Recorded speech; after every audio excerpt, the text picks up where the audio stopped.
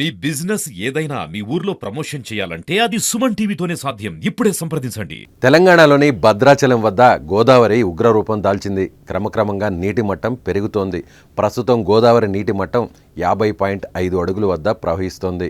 ఎగువ ప్రాంతాల నుంచి వస్తున్న వరద నీటితో పాటు దిగువ ప్రాంతంలో ఉన్న శబరి నది పోటెత్తడంతో భద్రాచలం వద్ద నీటి మట్టం పెరుగుతోంది.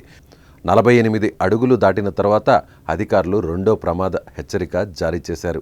గత 2 రోజుల నుంచి వేగంగా పెరుగుతున్న గోదావరి నీటి మట్టం 50.5 అడుగుల వద్దకు చేరి నిలకడగా ప్రవహిస్తోంది. నీటి మట్టం 53 అడుగులు దాటితే మూడో ప్రమాద హెచ్చరిక జారీ చేయనున్నారు.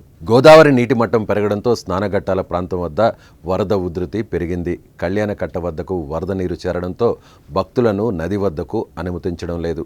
భద్రాచలం దిగువన ఉన్న రహదారులపైకి వరద నీరు చేరడంతో విలీన మండలాలకు రాకపోకలు నిలిచిపోయాయి. గోదావరి ప్రమాదకరంగా మారడంతో అధికారులు అప్రమత్తమయ్యారు. నదిలోకి చేపలు పట్టేందుకు ఎవరిని అనుమతించడం లేదు. ముప్పునకు అవకాశం ఉన్న గ్రామాల్లో ప్రజలు అప్రమత్తం చేశారు. అవసరమైతే వారిని తరలించేందుకు ఏర్పాట్లపై దృష్టి సారిస్తున్నారు.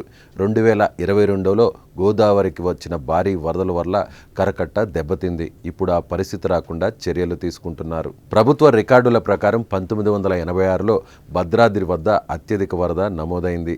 నదిలో నీటి మట్టం 75.60 అడుగులు చేరింది. ఆ సమయంలో 27 లక్షల క్యూసెక్కుల నీరు ప్రవహించింది. 2022 వరదల్లో ప్రవాహం 71.30 అడుగులుగా నమోదైంది. 21.78 లక్షల క్యూసెక్కుల నీరు దిగువకు విడిచిపెట్టారు.